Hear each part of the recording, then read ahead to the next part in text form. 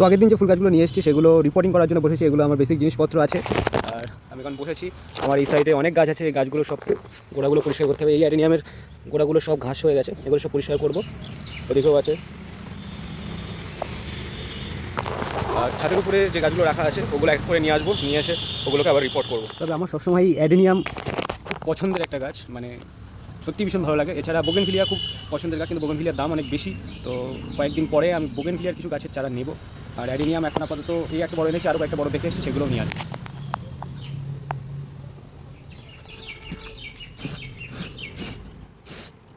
ভালো করে জল দিয়ে ছিটিয়ে দিয়েছি, কেননা প্রচুর ড্রাই হয়ে গেছিলো।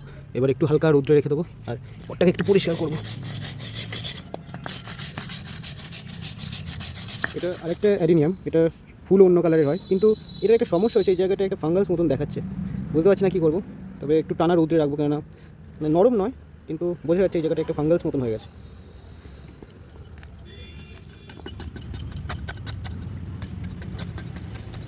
এটা চারিপাশের মাটিগুলো ভীষণ শক্ত হয়ে গেছিলো, সেগুলো নরম করে দিয়েছি, টপটাকেও পরিষ্কার করে দিয়েছি। এবার সাইড দিক থেকে অল্প করে জল দেবো, কেননা এই জায়গাটার জন্য সমস্যা, তো উপর দিয়ে দেবো না, সাইড দিক থেকে অল্প একটু জল দিয়ে দেবো।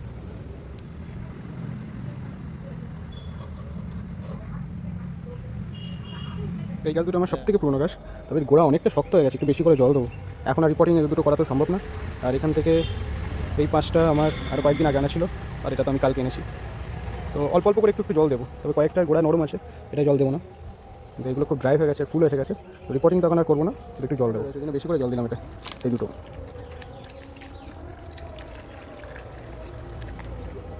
তো এই টবগুলো নোংরা ছিল, এগুলো একটু মেজে ঘষে পরিষ্কার করলাম।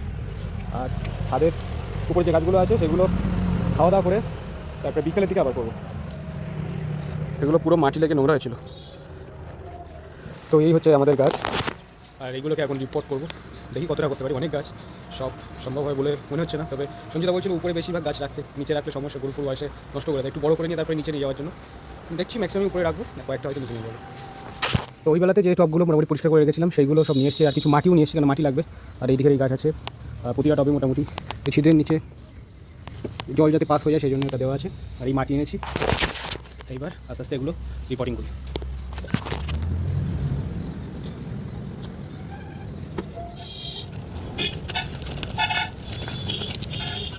4:30 বসেছি, আর এখন 7:30 বাজে, এখন শেষ হলো। তো সব গাছ বসাতে পারিনি, এই দিকের এই গাছগুলো বসাতে পারিনি, কেননা টব আর নেই, ডালিয়াগুলো বসাতে পারিনি। সো টব আবার নিয়ে আসতে হবে। তার মধ্যে একটা গাছ বসিয়েছি, তার টব ভেঙে গেছে। তো আরও কয়েকটা টব না আনলে এগুলো বসানো যাবে না। দেখি কালকে একটা ফাঁকে টবগুলো নিয়ে আসবো।